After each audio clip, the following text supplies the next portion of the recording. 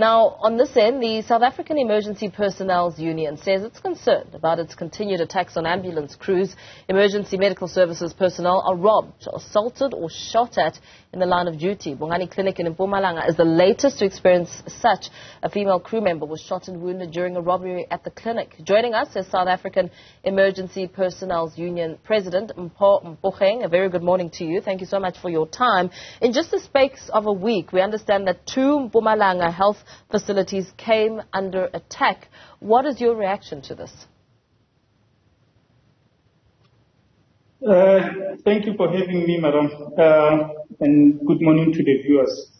We are very much disappointed because we've been making this call for some time, and we thought the Department of Health in Mpumalanga, they were listening.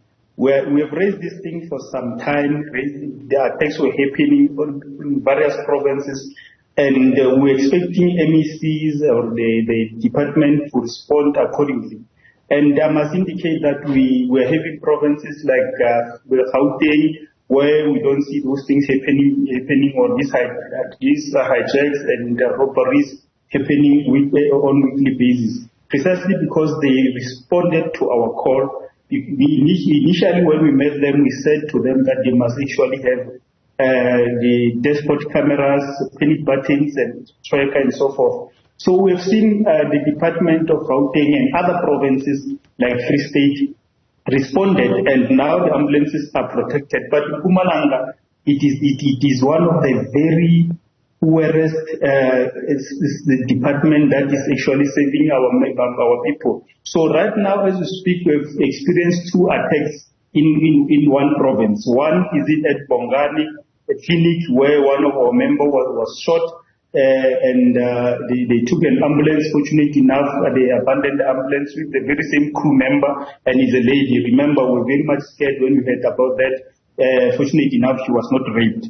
So secondly was the issue of Matsulu, where ambulance committee members decided to stone ambulance, precisely because of the delay. Every time when we make this call that you as the MECs, you're actually creating a wrong impression to the community.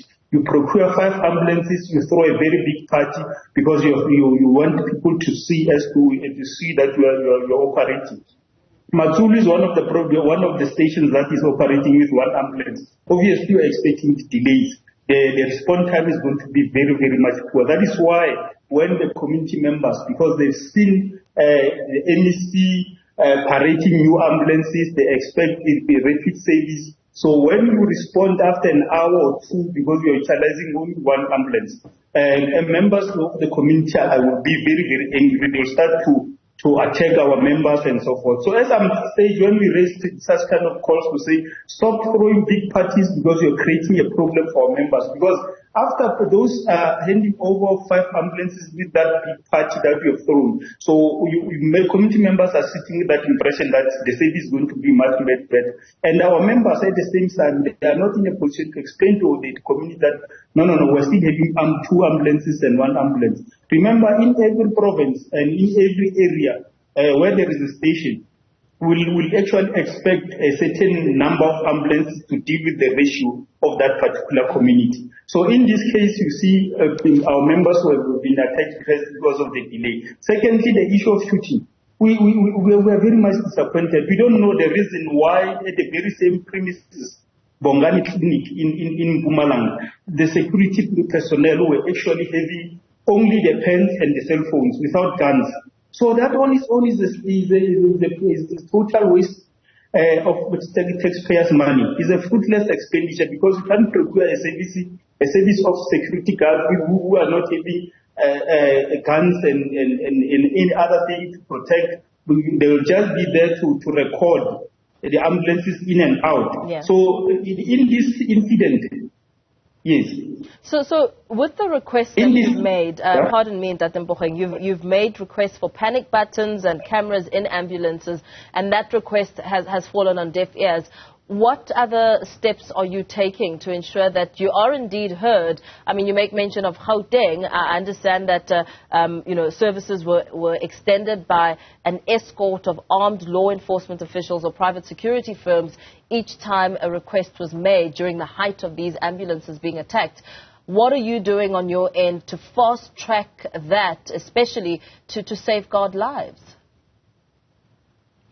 No, from our side as SAIF, we cannot say we cannot render the service. Remember, the very same public service that we are rendering is assisting the destitute community members. So if you encourage your members or you take a poster to say we are not going to render service because we are not happy with the system, so that one is on our destitute community members are still going to struggle. So now what we are saying is we are reiterating our call without any fear to say our members, comrades, you are on your own. You can see that Mpumalanga is one of the provinces that doesn't care about you. You are on our own. The only thing that you have to do, if it happens that you have a legal gun, I must put it correctly, a legal gun, go take that gun to your workplace and protect yourself. That is the only call. That is the only option that we are giving. And I know that have been criticized a lot about this poster because people, they believe that we are inciting violence. But it is quite clear that our MECs, they are escorted with blue lights, with guns. Why? Because we're in South Africa. The main reason why they are escorted is because we're in South Africa. We are not yet in Jerusalem or in a small heaven here. So we are saying to them, if you have a legal gun, take it to your workplace. If you are attacked, protect yourself. That is our posture. And we as the union, we are still going to engage the MEC as well to say, do something about the incident, because you cannot sit back and enjoy the air cons in your office while people are struggling. Remember the fear that people are going through. Every night when you go to work, you know very well that you are going to have such kind of incidences where you'll be attacked. You don't know where and how.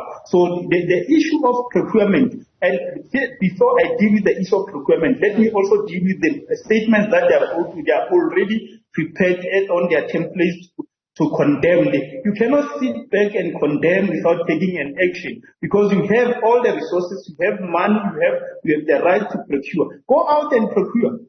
And those services of dashboard cams, penny buttons and tracker. Go out and benchmark with Gauteng. Go out from Mpumalanga and benchmark with Free State. Because those people, they actually listen. They didn't undermine what we say to them or do something. Go and check the stats in the other provinces. You see that the stats have actually dropped. Because of the very same.